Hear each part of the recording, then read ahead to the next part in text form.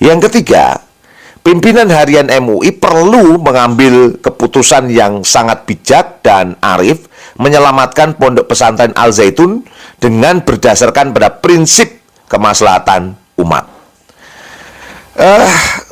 Beberapa waktu terakhir ini juga muncul video yang menimbulkan kegaduhan lagi, di mana Panji Gumilang selain tadi bicara bahwa nisa boleh menjadi khotib Jumat misalnya, dia juga menyampaikan bahwa mazhab fikih dari Al Zaitun adalah mazhab Soekarno.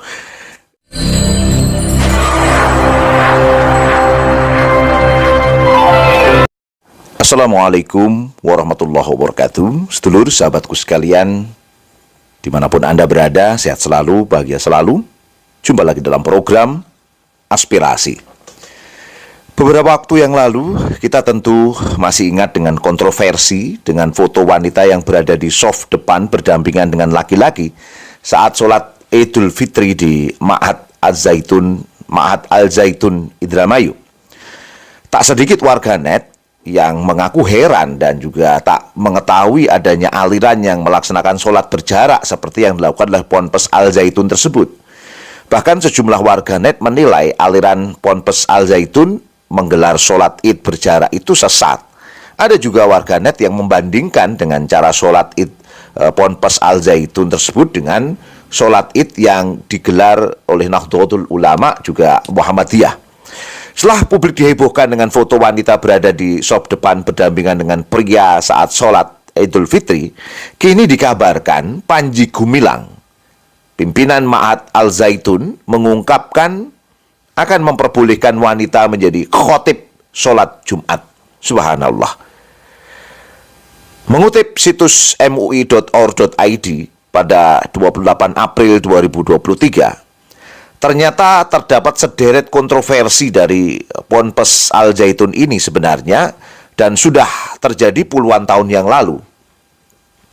Majelis Ulama Indonesia melalui bentukan tim peneliti khusus sudah mengungkap sederet fakta dan temuan pada 2002 terkait dengan pesantren ini.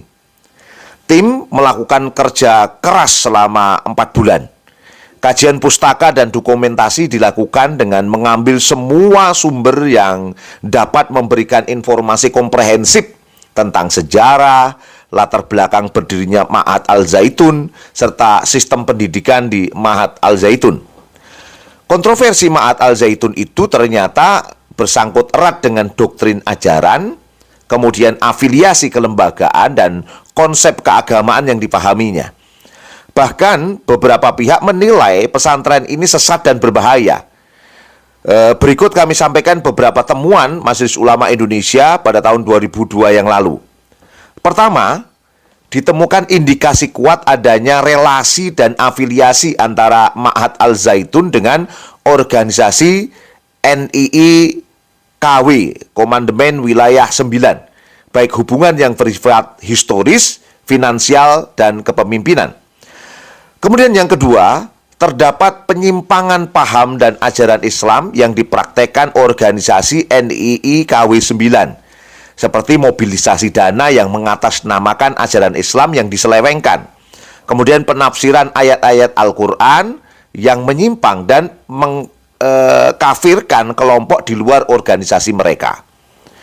Kemudian yang ketiga, ditemukan adanya indikasi penyimpangan paham keagamaan dalam masalah zakat fitrah dan kurban yang diterapkan pimpinan Ma'had Al Zaitun sebagaimana dimuat dalam majalah Al Zaitun.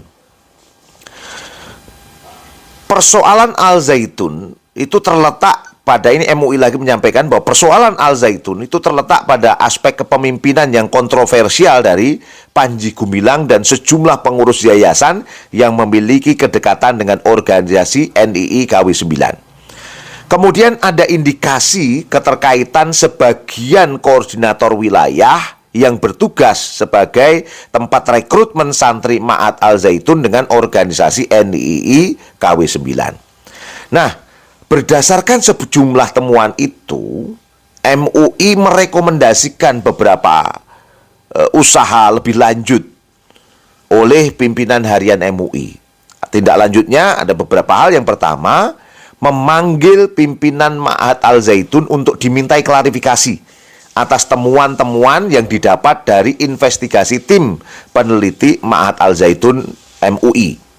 Kemudian yang kedua, dikarenakan persoalan mendasar Ma'had Al Zaitun terletak pada kepemimpinannya, diharapkan pimpinan harian MUI dapat mengambil inisiatif dan langkah-langkah konkret untuk membenahi masalah kepemimpinan di Ma'had Al Zaitun. Yang ketiga, pimpinan harian MUI perlu mengambil keputusan yang sangat bijak dan arif menyelamatkan pondok pesantren Al Zaitun dengan berdasarkan pada prinsip kemaslahatan umat. Beberapa waktu terakhir ini juga muncul video yang menimbulkan kegaduhan lagi, di mana Panji Gumilang selain tadi bicara bahwa nisa boleh menjadi khotib Jumat misalnya, dia juga menyampaikan bahwa mazhab fikih dari Al Zaitun adalah mazhab Soekarno. Dia menyampaikan najis amat kalau kemudian wanita sampai harus ditabir, tidak boleh soft di depan, tidak boleh jadi khotib. Subhanallah, ini sejak kapan kemudian ada mazhab Soekarno dalam fikih ini? Kan aneh sekali ini gitu. Kalau melihat berbagai videonya, Ma'had Al Zaitun memiliki kedekatan sepertinya dengan Hendro Priyono dan Muldoko.